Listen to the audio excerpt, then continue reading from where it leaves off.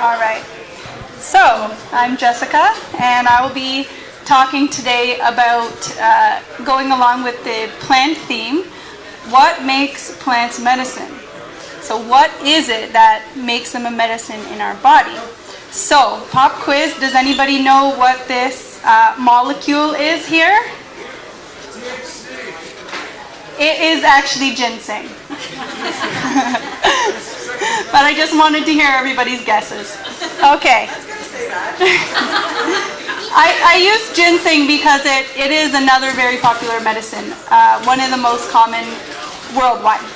Okay, so what you'll learn today, we're going to learn what makes plants medicinal, how plant chemicals know to target disease in the body, the mechanism of action within the body, some specific medicinal compounds in plants, and some examples of some powerful plant medicines.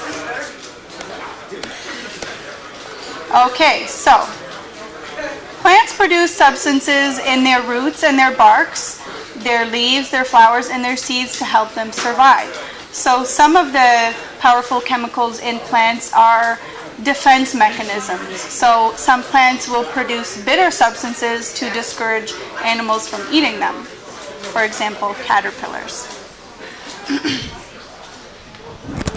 And then, for thousands of years, people have been experimenting, and we've learned how to harness these substances within the plant to help our own health.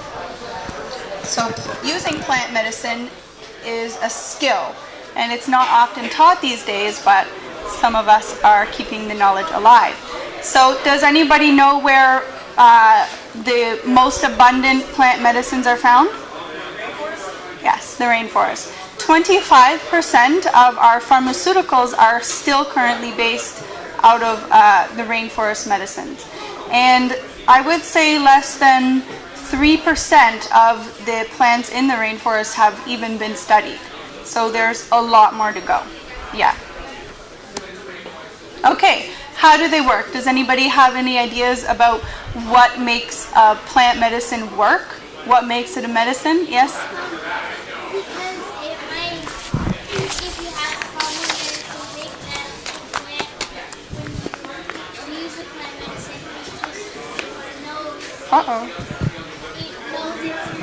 to make it better. How does it know? Because that's what it does. So we'll learn right now.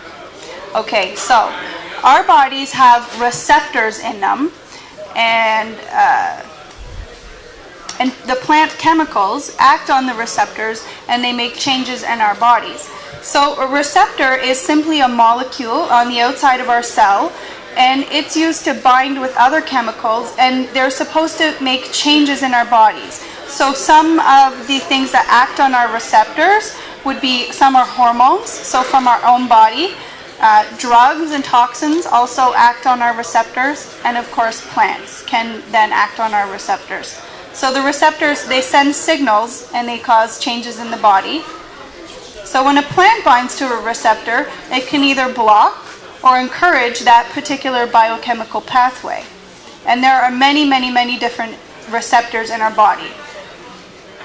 So the potential of plant chemicals to bind to different receptors is very, very vast. So antioxidants are another thing that makes plants powerful. I'm sure everybody knows that we're supposed to get more antioxidants. Does anybody know why? Why antioxidants are good? Yes? Because they scavenge free radicals. That's right. So what's a free radical then? Free radical is a DNA component that damages DNA. That's right. So it can get very complicated, but really a free radical is a molecule with an extra electron on it. And it's a molecule that's unbalanced. So it's going around to all of your other cells trying to balance itself, but it's creating damage in the process. And it's part of oxidation. So antioxidants are components of plants which then get rid of these free radicals or these extra molecules. It cleans up the body. Okay? And then again, many plant compounds, they seek out and attack our abnormal cells. And this is, again, a mechanism of the defense from the plant itself. So the plant also has its own healing mechanism. So if something goes wrong with its own DNA, it has the mechanism within itself to seek out and destroy any abnormal cells. So we can also harness this ability in plants. Okay, plants also have what we call phytohormones, or hormone-like substances in the plants, and we can use them to our benefit as well. So if our hormones are out of balance, we can use plant hormones, which are not actually hormones, but they're similar to our own hormones, so they can fill receptors that our hormones would normally fill and help to balance our body that way. And then, of course, plants have certain vitamins and minerals that we may be lacking that are making us unhealthy. So there's the vitamin and mineral aspect as well. And one more thing, the plants can help us to detoxify. So I'm sure we've all heard of, certain herbs to detoxify our liver or our kidney, and it's the certain chemicals in the plants, which I don't exactly know why, but it helps us to detox our body. So these are some of the specific compounds in plants, which are high in some of these different chemicals are known to be medicinal. So I'll go through one in particular because we're very short on time. I could go through this list extensively, but I just chose one group of medicinal compounds which are powerful, and these are terpenes. So does anybody know what terpenes are? I think a few of you might know. I know you know, but you're not putting up your hands. That's okay.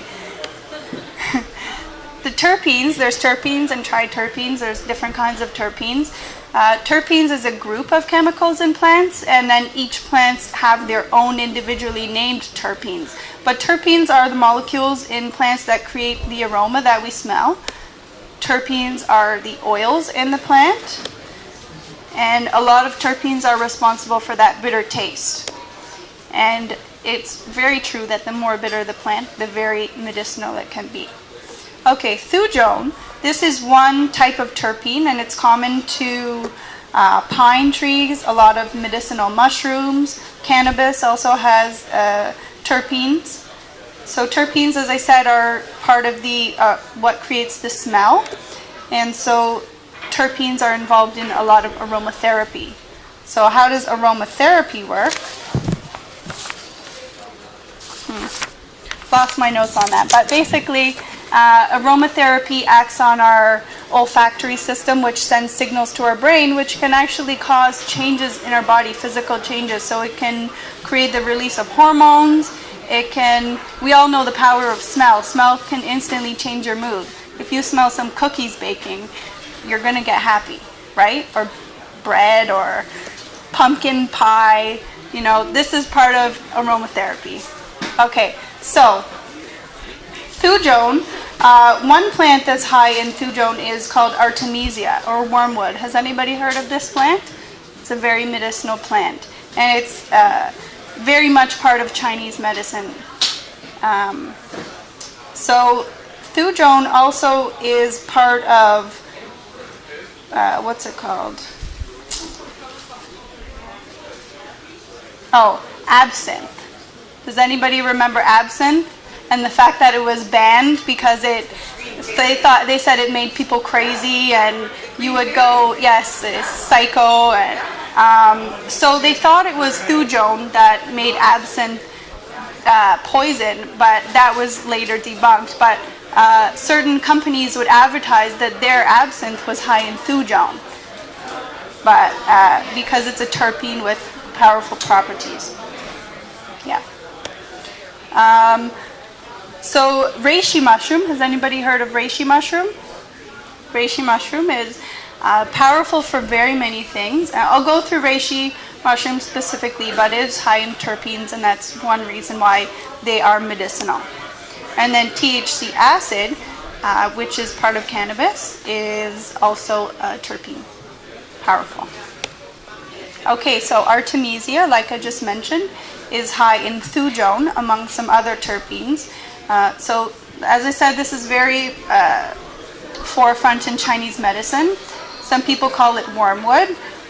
It's very warming to the body. So we use it to treat many different things. Infertility. Currently, the most powerful pharmaceutical for malaria is based off of this plant. So they're not prescribing this plant to people, but the medicine is made from this plant. And increasingly it's used as a cancer remedy. So they say that this boiling this herb and drinking the medicine can go in, and the chemicals from the plant will target the cancer and kill the cancer, but leave the healthy tissues alone. Astragalus, has anybody heard of this? Yes? My children? Okay, this is in Eastern medicine and Western herbalists all use this herb. This is one of the most powerful herbs for increasing your immune system and also for anti-aging. Has anybody heard of a telomere before? Yeah? What's a telomere?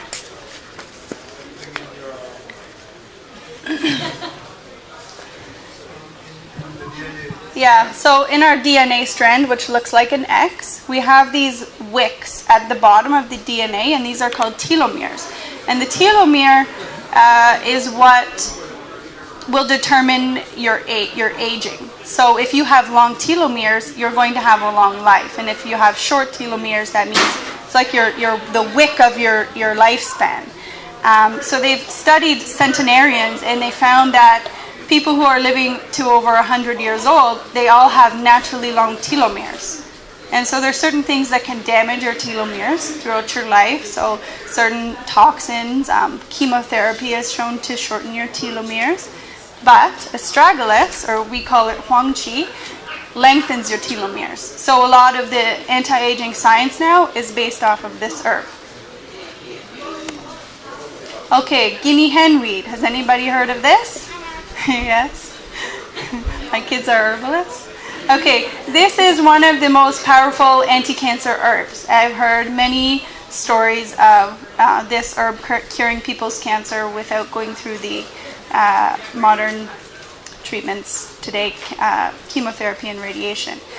This herb is especially known for leukemia, and it's not only an anti-cancer herb, but it's good for things such as high blood pressure, blood sugar, so it's good for diabetes, many different things. And then again, it's these chemicals in the plant which will act on our receptors, or they go and seek out the abnormal cells in our body and destroy them. So that's what makes these plants medicinal.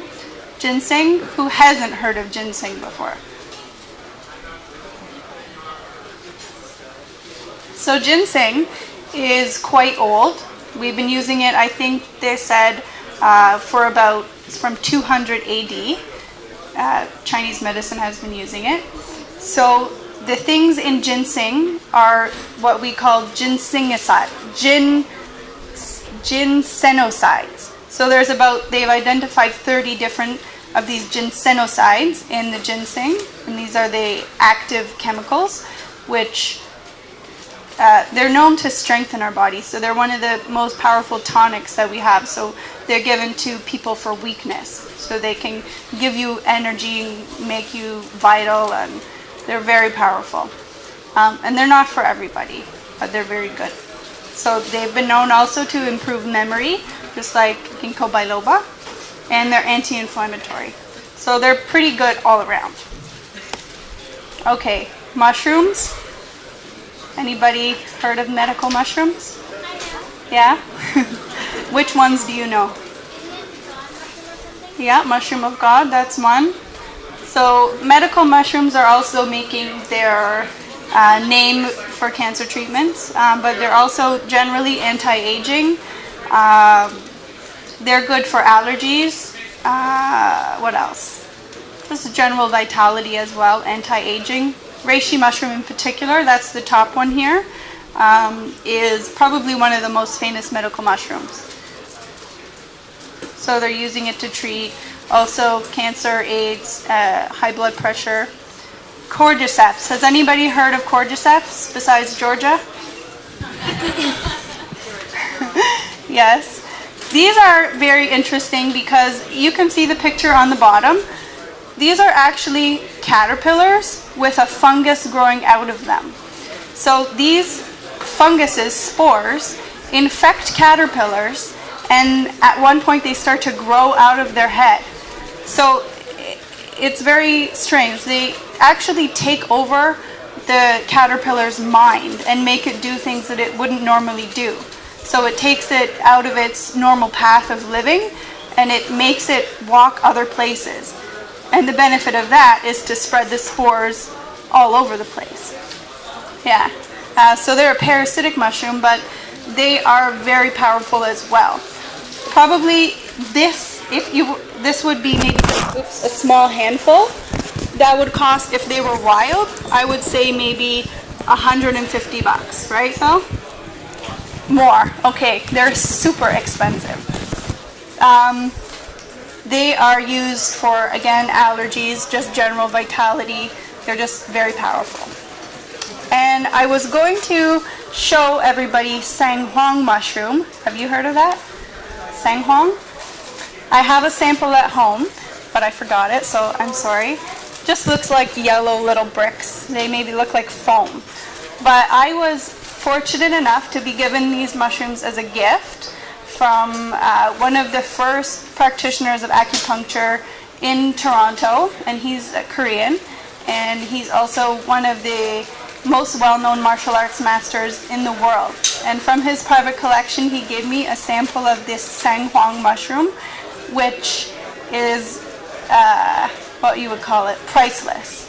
They're very expensive. Yeah. Sorry, I forgot the sample, but yeah. So one more thing to talk about in terms of plants is their essential oils. So essential oils are a powerful way to use the lifeblood of the plant. They are the most precious part of the plant. They're steam distilled, and they work with aromatherapy, or you can use them through your skin, or you can even take them internally. But why they're so good is because of the power of them. One drop of essential oil is equal to cups and cups of an herbal medicine. So, yeah. That's it. Any questions?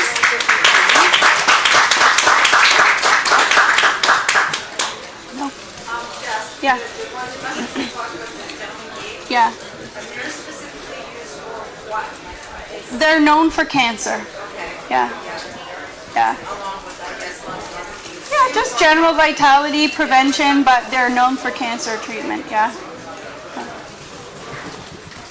All right, thanks for listening. I'm at the front.